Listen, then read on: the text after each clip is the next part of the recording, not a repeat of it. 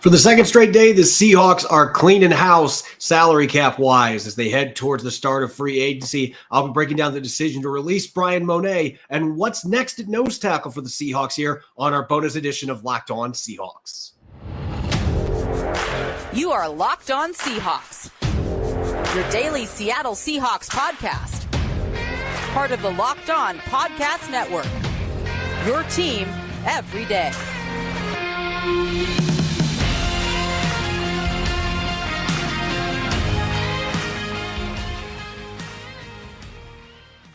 Greetings, 12. This is Corbin Smith, the host of the Locked On Seahawks podcast, your daily Seahawks podcast, part of the Locked On Podcast Network, your team every day. A special thanks to each and every one of the 12s tuning in, whether you're in West Seattle or Hamburg, Germany. We greatly appreciate each and every one of you for making Locked On Seahawks your first listen 5 days a week, and sometimes twice a day. We've got a special bonus episode here with the news that Bryan Mone has been released by the Seahawks, opening up another $5+ million in salary cap space. I'm going to be diving into that decision and what could be next for the Seahawks at the nose tackle spot on this bonus episode that is brought your way by our friends at FanDuel.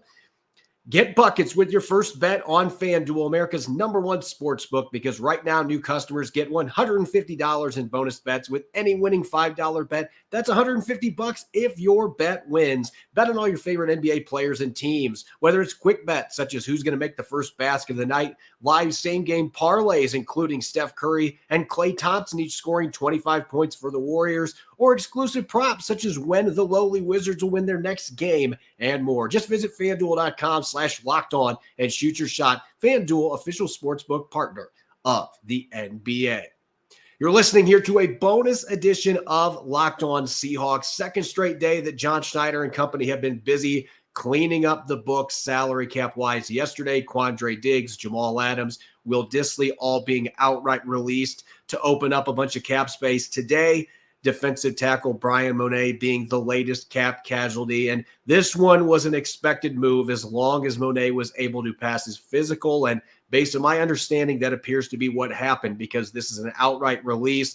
Bryan Mone did not play any snaps for the Seahawks last season, recovering from a torn ACL. It has been a prolonged recovery from that knee injury that was suffered in a loss to the 49ers in Week 15 of the 2022 season. And looking back at Mone's time in Seattle, this really was one of those great feel-good undrafted stories in the Pete Carroll era. Mone signed with the Seahawks as an undrafted rookie out of Michigan, played in 4 games in his rookie season. Most of the year was on the practice squad, but then 37 games over the next 3 years, including 8 starts. Not a guy that had flashy statistics, but this Seahawks team badly missed Bryan Mone in the middle defending the run over the past season and change. When he was not in the lineup, it was far easier for opponents to be able to run the football. So from that standpoint, it was a significant loss. But again, this was an expected move when you consider the fact that Bryan Mone did not play any snaps last year.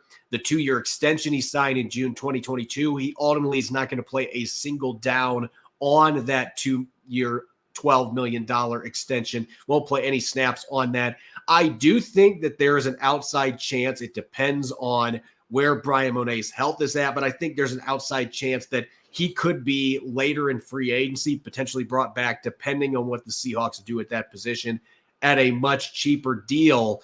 But he's got to show he's healthy. He was healthy enough to be released, so maybe he's trending in the right direction to be able to play for the Seahawks or another team this upcoming season. But at that price point, a cap hit north of $5 million, it was not tenable. This was a move that was expected throughout the offseason, that it was going to happen before the start of free agency. As for what the Seahawks are going to do now at the nose tackle spot, now, this is not the sexy position like middle linebacker or shutdown corner or dynamic playmaking safety or the sack-producing edge rusher. But nose tackle is an important position still in the NFL, especially in Mike Macdonald's scheme. When you look at the success the Ravens have had the last couple of years in his defense, one of the reasons that they have been so good has been the stellar play in the middle of their defensive line. Michael Pierce missed most of the 2022 season, but he came back last year and had a fantastic season. Travis Jones, pro, a really nice addition to that defensive line as well. Both these guys weighing over 330 pounds. So they are your traditional big-bodied nose tackles, and yet those two players gave the Ravens a nice punch in the pass rushing game last year. They got 36 pressures from Michael Pierce. Those of you watching on YouTube, you can see how massive of a man Michael Pierce is, and yet he has the disruptive ability to create pressure on quarterbacks. Only had one sack, but again, he gave them good pass rushing production from a pressure standpoint. And Travis Jones, a little bit leaner. He's still over 330 pounds. He had 24 pressures, 1.5 sacks. Both these guys produced at least 36 tackles for the Ravens last season. And they also had run stop percentages north of 10.5%, which is pretty darn good. There were some missed tackles along the way, but this was an important position in Mike Macdonald's defense. And look at the players he had at Michigan the one year he was with the Wolverines, Chris Jenkins and a number of other guys that were on that defensive line. So he has always benefited from having big bodies up front. Michigan certainly had some big defensive tackles on that front line. So I think this is going to be a position. I'm not going to say that it's a top priority because certainly the Seahawks have other bigger needs. But from a literal standpoint, they need to add some beef, some big boys to this defensive line. And if there's a silver lining here, again, Bryan Mone was expected to be released. Maybe he comes back on a cheaper deal. He's still a fairly young player. If he's able to prove he's healthy, I don't think there's going to be much of a market for him since he missed all of last season. That's something that in time Seattle could do if they want to, and he's still available.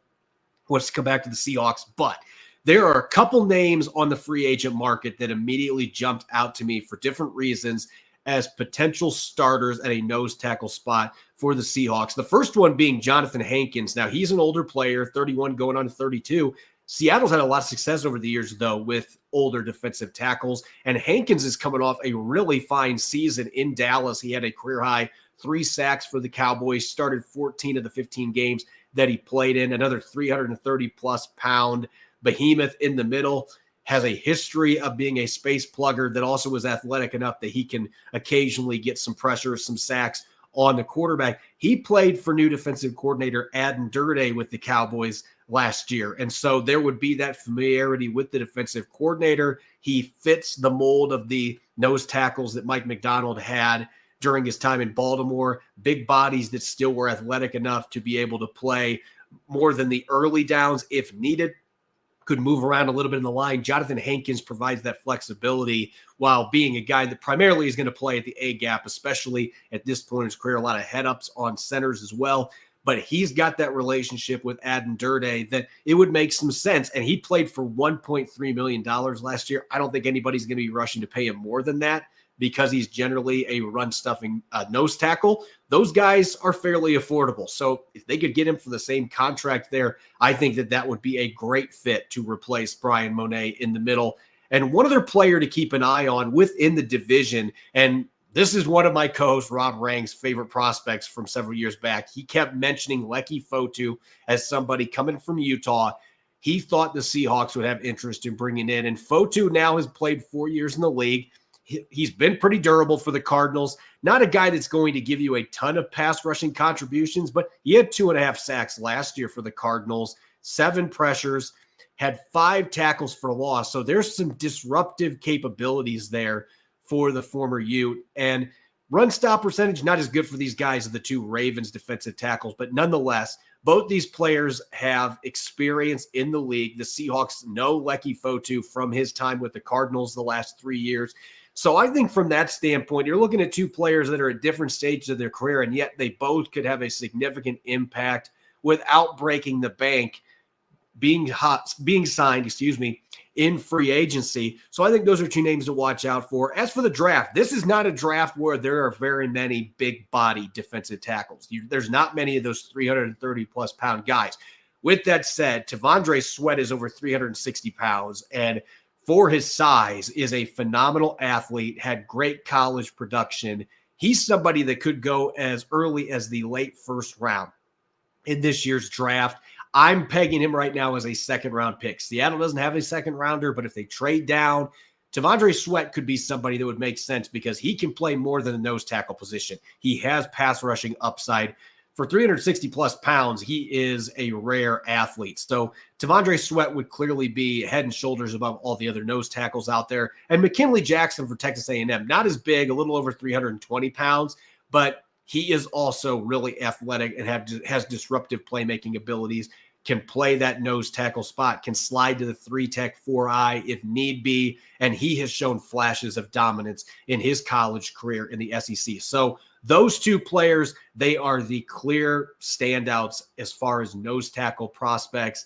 After that, there are not very many guys that are over 305, 310 pounds. So this is not a class that has a lot of those big-bodied nose tackles. There may be a few of them that may be undrafted that you can sign, like Bryan Mone was several years ago. But as far as draftable grades, there aren't very many of those big-bodied guys. So I think the Seahawks are either going to bring in somebody like a Jonathan Hankins who has familiarity with the coaching staff, or Leyfotu, who the Seahawks know from playing against twice a year in the NFC West, or there is the potential that they could use a draft pick on somebody like a McKinley Jackson who might still be available in the third round when the Seahawks have two selections. A player like that can fill the void in a position that I think is more important in this scheme than it was in Seattle's scheme. We saw what Michael Pierce did for that Ravens defense, Travis Jones as well. The Seahawks will be looking to upgrade at that position, whether through free agency or the draft. Maybe they'll sign one free agent and draft a player. We shall see. But they are going to be starting from scratch. They will have Cameron Young there. He got some snaps last year. Matthew Gotel was signed to the practice squad. But I expect the Seahawks are going to be looking for an upgrade at that position to anchor the defensive line for Mike Macdonald's defense. As always, you can follow me on X and Threads. Make sure to subscribe and follow Locked On Seahawks on YouTube or wherever you listen to your podcast to make sure you don't miss a single episode. We will have our full Wednesday installment coming later. Rob and I will be ranking the top 5 remaining roster needs for the Seattle Seahawks, and we'll be looking at some college prospects in the safety position that Seattle may have interest in replacing Quandre Diggs and Jamal Adams. Make sure to listen in. That show will be coming at 5 p.m. Pacific time. Thanks for tuning into this bonus episode. Go Hawks.